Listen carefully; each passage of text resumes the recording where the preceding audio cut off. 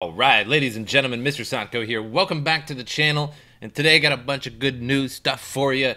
So the main topic that we're gonna go over today is that Nicehash has repaid 60% of the stolen Bitcoin. So this is kind of a positive thing, and I understand that a lot of people got burned by holding their coins on Nicehash, or maybe you had coins that were pending to be released, because you had to mine a certain amount before it would actually get released to you, and you lost that.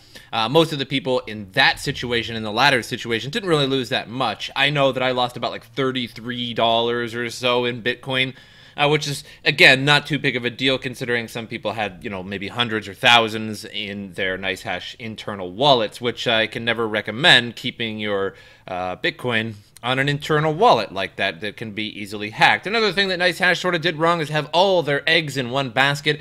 They lost 62 million or something like that dollars in Bitcoin, and that was stolen of 4,700 Bitcoins, and it's all seemingly from the same wallet, so that makes very little sense why they kept it all in one place like that. No cold storage. Really just sort of blows my mind. However, they're redeeming themselves, and it was about a month or so after the hack. They said they would repay 10% of the coins like every month, and so far they have made really good on that. So good for you, Nicehash, for actually coming back. So Nicehash, the Slovenian Bitcoin marketplace and cloud mining service provider, has repaid to its clients around 60% of the 4,700 Bitcoin stolen in December when they were hacked. So according to a report, the Slovenian agency quoted the Ljubljana police. The investigation of the cybercrime continues and is involving international cooperation, which may prolong the query. Nicehash claims to be the largest crypto mining marketplace, serving as an intermediary between buyers and sellers of hash power. So that's something that I really mind in a sense. Their cloud mining, so that they query actual hash power from you, me, and everybody else. So that's sort of a cloud mining service that I believe in. Other cloud mining services where you don't know where it's coming from and they charge you inordinate amounts and inordinate amount of fees and such. Not a big fan of that, although Nicehash does have some fees, but it makes the world go round. So they were hacked last December. The perpetrators made off with 4,700 Bitcoin, which at the time was worth about 64 million, so it was about 2 million off. But what's the difference between 62 million and 64 million? Just $2 million. 2 weeks later, Nicehash was up and running again and pledged to return the stolen funds to its clients in monthly installments. The reimbursement program started February 2nd. So all users will be fully reimbursed at the same time and under the same conditions. Every new part of the reimbursement program will be announced in advance. Users are able to monitor the repayment progress. And I believe, it doesn't really say it in this quote, but I believe it was like 10% at a time. They did 10% first, and I think it was like every month they would release 10%, which was, kind of a slow process, but understandably, $64 million paying that back in a very short amount of time is probably not particularly easy. While at the same time, the Bitcoin prices were at their peak, reaching nearly 20,000. Bitcoin trades now at 7,000. So that's the thing with Bitcoin hacks. Is same thing with the Mt. Gox or Mt. Gox or whatever people call it hack. Is that sure, everybody's slowly getting their Bitcoin back, and it's kind of starting to become a happy story. Okay, everybody's getting their Bitcoin back. It took many years to do that, but all right, fair enough.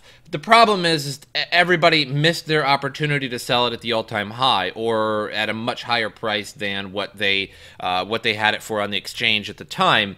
And the way that Mt. Gox is giving it back is that it's worth this much, and it's not really worth what it was at 20,000. It's not worth 7,000 either, like it is now. So same thing with Nicehash. If you would have had all these coins, and they didn't get hacked in December, you would have been able to sell them in December. You would have been able to sell them before the super decline started to occur. So not good. But either way, people are getting paid back, and at least you'll have your Bitcoin back sooner or later. So next article is about Bitcoin again. Hash rate goes through the roof as prices break above 7,000. So this goes to show that nobody's stopping mining. Nobody's stopping yet. All the hash rates of just about every coin I've seen is still going up. So despite the prices going down, despite some people paying more for electricity than they're getting in coin, people haven't given up yet, and they are still going. So Bitcoin's hash rate had a sudden overnight jump as much as 35%, depending on measures. Some calculations see it reaching 62 million terahash. On one end, you could say, since it jumped up as much as 35% once it hit 7,000, is that, maybe some people did shut off their miners and they were waiting for a certain amount in order to make that daily profit again. But for the most part, we could see that the hash rate was pretty steady. Regardless, you can see this big jump right here, and overall, it's just nonstop going up. So never really overall statistically went downward, but perhaps some have turned off their machines in order to save that electricity. So according to BitInfo chart calculations, the peak was 57.5 million, though it later slid a bit. With the increased hash rate, a rough estimate of Bitcoin's energy consumption sees it more electricity than Australia. Reports of the exact hash rate varied based on how many facilities are included. The extreme mining activity shows that mining farms are not wrapping up and leaving. Even at current BTC prices, miners are often benefit from predictable, stagnant BTC prices, and their economic decisions are based on a strictly calculated payout. The next difficulty to be recalculated on September 11th will rise by around 6.5%. Based on current predictions, a change in the hash rate in the meantime may alter the calculation. The increased level of mining may be coming from optimized ASIC rigs, as well as new farms coming online. It means that Bitcoin's difficulty has grown at a steeper rate since May. Despite the drop in market prices, however, even the hash rate does not guarantee the security of Bitcoin. Kinda does, but I suppose if somebody had the majority of the hash rate, then it doesn't. So yes and no. I'm going to disagree and agree with that.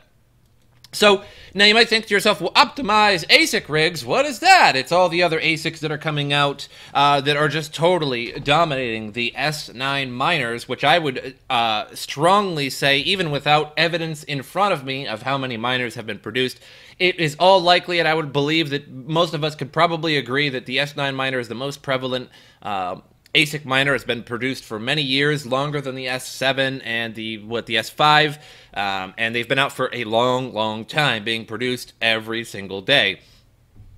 And I would suspect that Bitmain has probably stopped production of it. I remember they were selling them for a very cheap price. Maybe they're just trying to get rid of them so that they could make a faster model. But either way, they've been around for the longest, probably the most produced, and therefore, if you have an ASIC, it's likely the S9. So, another new SHA-256 mining rig called the WhatsMiner M10 is joining the competition, and the manufacturer claims it'll boost speeds up to 33 trillion hashes per second. So the Pangolin miner claims 16-nanometer ASIC miner will compete with the 7-nanometer machines. I doubt for long, though. Pangolin miner begins selling the 33 terahash WhatsMiner M10, and last January, a mining manufacturing company called Pangolin Miner released a SHA-256 rig called the WhatsMiner M3 that processed a maximum hash rate of 12 terahash for a power consumption of 2,000 watts. I don't know what the price of that M3 miner was, but if it was any more than an S9 miner, I'm sure it didn't sell too good. 2,000 watts is egregious for sure. 2,000 watts is a hefty, hefty bill. That's probably $4 or $5 a day in America at least, and only 12 terahash is probably making about $3.50 a day. So you're definitely not making your money back with that M3, not anytime soon. This summer, the company has announced the launch of the new miner called the M10, and according to the specifications, will compete with the GMOs group, the B3 mining rig.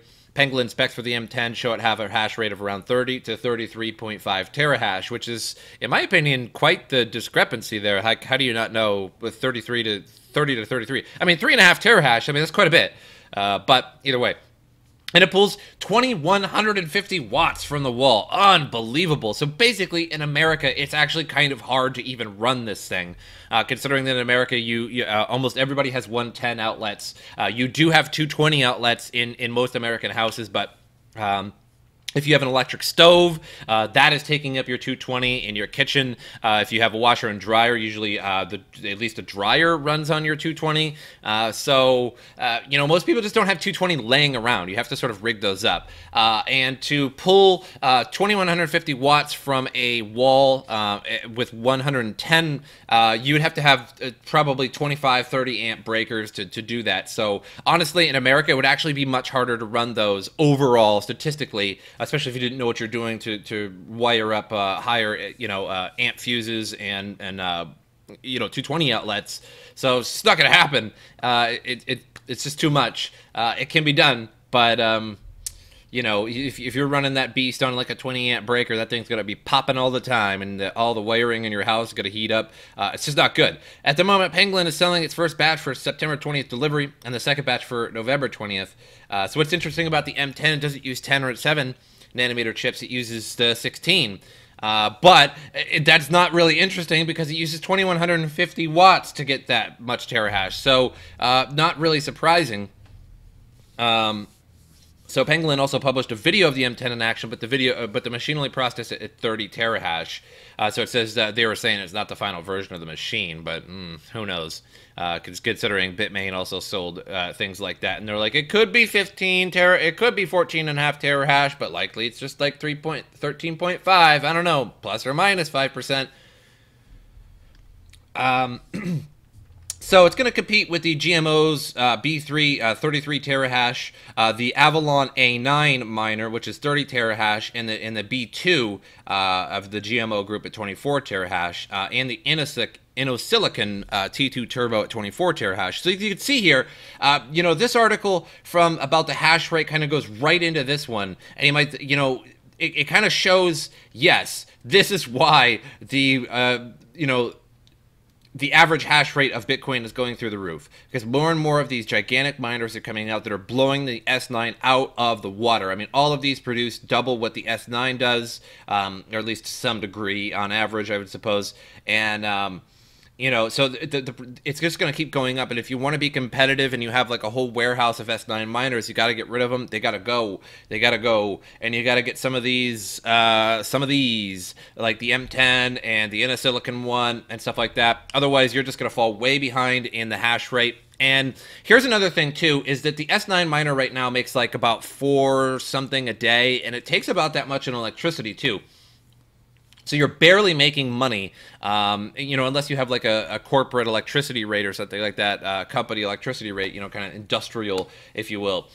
So you're not making that much money. So if you plugged in an S7, even if you got it for a really good deal, and somebody's like, hey, just $100 and I can give you this S7 miner, which is only they were like half, I think like 7 or 8 terahash. You wouldn't be making any money at all. So that would be only making a couple bucks a day, but it'd still be taking like $4 a day in electricity. So it doesn't matter how cheap they become. That's the key here that we all have to remember in our minds, that these ASICs, it doesn't matter how cheap you're going to get it for. Even if somebody's like, here, take this S7 miner for free, you would be losing money every day by plugging that in and using it. Unless Bitcoin's price tripled in the next, soon. Otherwise, you'd be losing a lot of money pretty fast. So it doesn't matter their price, essentially. You're always going to be losing by buying those like the S7 still uses about the same electricity as the S9, but it only hashes at like half the rate. So it's just not good. The S9 was like considered to be like 3 times faster and like 2 times more efficient or something like that. Or 2 times more faster, something like that. Either way, it used approximately the same electricity, so you're not going to be making it. So you sort of have no choice but to get some of these more efficient models that are running at 33 and some odd terahash, and just moving along like that, like the GMO at 33, Canon's the Avalon miner at 30. So if you got a whole warehouse of the B3s, then you're good to go, because they're twice as fast as all your S9s, and you've just increased your hash rate by a pretty enormous amount. But I hope you guys enjoyed this episode, and as usual, I will see you guys next time.